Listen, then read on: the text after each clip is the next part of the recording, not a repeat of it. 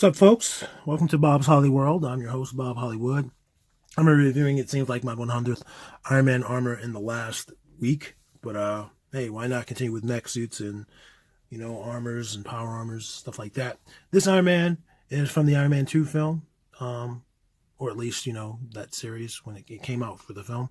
This is Arctic Armor Iron Man, and it comes with 3 power cards and a stand. This is from 2010, so it's very old. Here's a bio on the back. Let's read his bio. Let me clear that up for you guys. Designed specifically for the harsh environment of the deep Arctic waste, this armor allows Tony Stark to operate in comfort even in the coldest temperature. Because of special survival features, Stark can live inside the suit for days at a time, so he never needs to worry about ending a mission early to resupply. So the figures also on this set, or at least the ones immediately after, are the number 32 Iron Man Advanced Armor. We're going to review that. The Iron Man Silver Centurion, which we've already reviewed. And the Ironmonger Classic, which I do not have. I would love to get it, but obviously this is number 33. So, yeah, let's bust this bad boy open. Like, I don't know if you guys remember. Some of you may be too old. I mean, might not be old enough. Some of you may have just never played with them. But there used to be a million Iron Man suits. Like, some of the suits weren't even like in the comic books or the television show. They just made the suits for the toys. I remember, if you remember back in the day, Toy Biz in the 90s, Spider-Man, X-Men, Iron Man, those were the most they produced toys for. And they produced some figures, whether it be villains for those characters and lines that you would have never thought of. Just like Marvel Legends now tries to bring you a pretty good variety of figures and villains. So here's the Iron Man. Here's his accessory, just like the Silver Centurion. It's going to go on one hand. He has one open hand and one closed fist, or really one open hand and one open fist.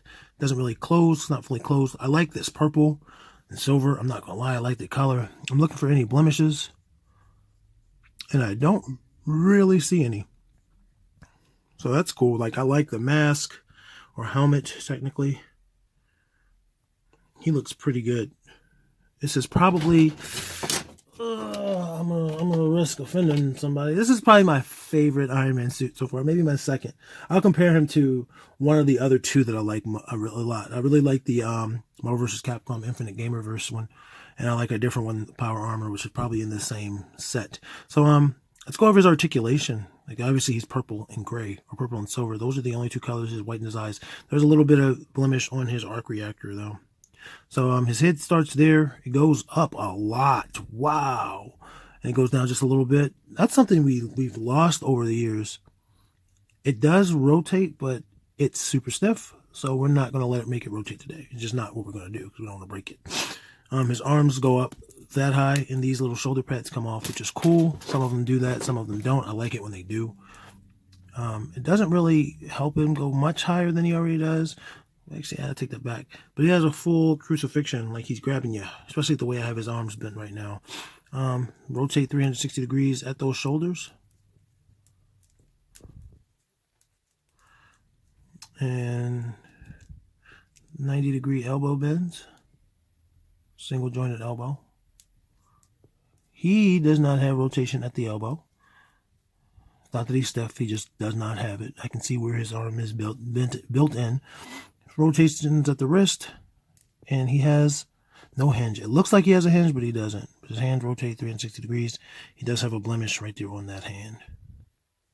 Barely noticeable. God, man, this motherfucker is sexy. He has an ab crunch, but no actual crunch, but he does rotate 360 degrees at the abs. His legs go up. I'm going to say that much for both. I'm going to say that's both. And they go out that wide, that far. So he can't do a complete split. He can't have a complete sit, but pretty decent articulation. His knees, double jointed. I almost said single jointed, but they are double jointed. This right knee is a little bit stiffer at the top, so we're not going to force that. But his left knee, you get the full range. We'll still put him on his knees, just... He looks really weird. It looks like he's about to take off flying from his knees. And his knees do not, like, he has no swivel. He has a thigh swivel, I shouldn't say that, but it's really hard right now because he's stiff. So I can't demonstrate that for you. I can demonstrate where the one is, but I can't demonstrate the other for you right now. And his feet, same thing with his feet. They go round and round, 360 degrees, up and down. And that's Iron Man. Let's get his height. Again, he's not standing at his full height, but he is about 4 1/4, a little bit shorter than the last one we reviewed. I think he's a little bit shorter than Silver Centurion. Yeah, he's a little bit shorter. He doesn't want to stand up. And then we're also going to compare him to... Oh, man, I said I was going to compare him to... I don't know. I like this power armor right here. This power armor was my favorite until this guy came along. So these are my top 3. And my other one would be the one from the Marvel vs. Capcom Infinite 2-pack. But there's Iron Man. He's sleek. It's meant for the Arctic. So, like, comment, subscribe. Let all your homies know where they can find me. B.O.B. That's right here, Bob's Holly World. And catch you guys next time. Have a good one.